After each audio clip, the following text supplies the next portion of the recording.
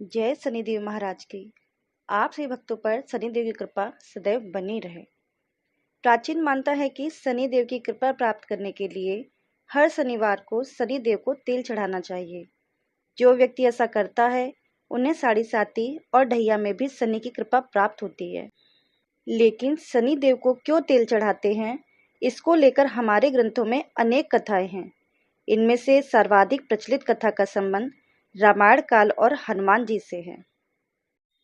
कथा इस प्रकार है। शास्त्रों के अनुसार रामायण काल में एक समय शनि को अपने बल और पराक्रम पर घमंड हो गया था। उस काल में हनुमान जी के बल और पराक्रम की कीर्ति चारों दिशाओं में फैली हुई थी। जब शनि को हनुमान जी के संबंध में जानकारी प्राप्त हुई तो शनि बजरंगबली से युद्ध करने के लिए निकल पड़े। एक शांत स्थान पर हनुमान जी अपने स्वामी श्री राम जी की भक्ति में लीन बैठे थे। तभी वहां शनिदेव जी आ गए और उन्होंने बजरंगबली को युद्ध के लिए ललकारा। युद्ध की ललकार सुनकर हनुमान जी ने शनिदेव को समझाने का प्रयास किया, लेकिन शनिदेव नहीं माने और युद्ध के लिए आमंत्रित करने लगे। अंत में हनुमान जी भी युद्ध के लिए तैयार हो गए। दोनों के बीच घमासान युद्ध हुआ। हनुमान जी ने शनिदेव को बुरी तरह परास्त कर दिया। युद्ध में हनुमान जी द्वारा किए गए प्रहारों से शनिदेव जी के पूरे शरीर में भयंकर पीड़ा हो रही थी। इस पीड़ा को दूर करने के लिए हनुमान जी ने शनिदेव को तेल लगा दिया।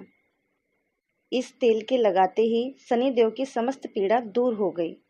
तभी से शनिदेव को तेल अर्पित करने की परंपरा प्रारंभ हुई है।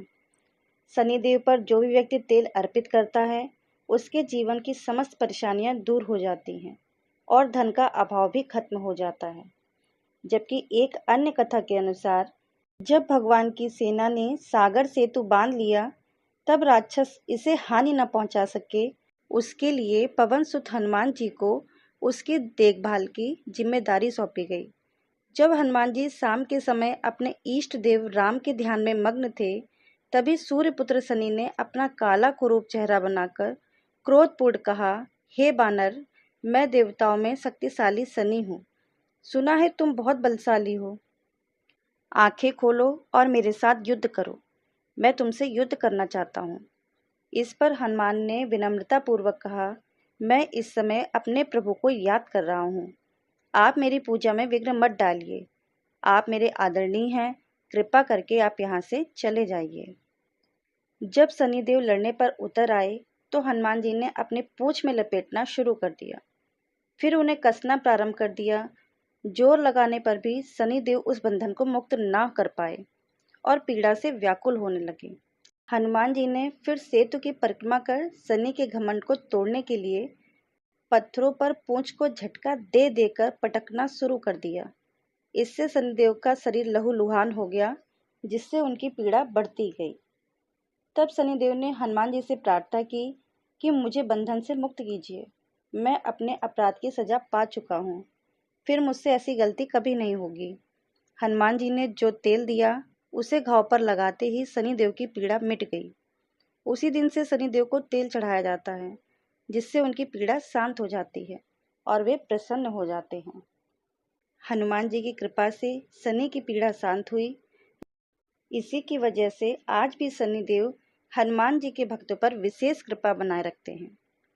शनिदेव को तेल अर्पित करते समय कुछ बातों का ध्यान रखना चाहिए, जो इस प्रकार हैं। शनिदेव की प्रतिमा को तेल चढ़ाने से पहले तेल में अपना चेहरा अवश्य देख लें। ऐसा करने पर शनि के दोषों से मुक्ति मिलती है। धन संबंधी कार्यों में आ रही रुकावटें दूर हो जाती हैं और सुख समृद्धि बनी रहती है। ज्योतिष शास्त्र के अनुसार हमारे शरीर के सभी अंगों में अलग अलग ग्रहों का वास होता है, यानी अलग अलग अंगों के कारक ग्रह अलग अलग हैं। शनिदेव त्वचा, दांत, कान, हड्डियां और घुटनों के कारक ग्रह हैं। यदि कुंडली में शनि अशुभ हो तो इन अंगों से संबंधित परेशानियां व्यक्ति को झेलनी पड़ती हैं। इन अंगों की विशेष देखभाल के लिए हर शनिवार को तेल की मालिश की जानी चाहिए। शनि देव को तेल अर्पित करने का यही अर्थ है कि शनि से संबंधित अंगों पर भी तेल लगाएं, ताकि इन अंगों को पीड़ाओं से बचाया जा सके। मालिश करने के लिए सरसों के तेल का उपयोग करना श्रेष्ठ रहता है। यह थी शनिदेव से जुड़ी एक पौराणिक कथा। यदि आपसे भक्तों को पसंद आई हो तो प्लीज़ हमारे चैनल को लाइक करिए, सब्सक्राइब करिए, शेयर कीजिए और कहानी सुनने के लिए धन्यवाद भक्तों।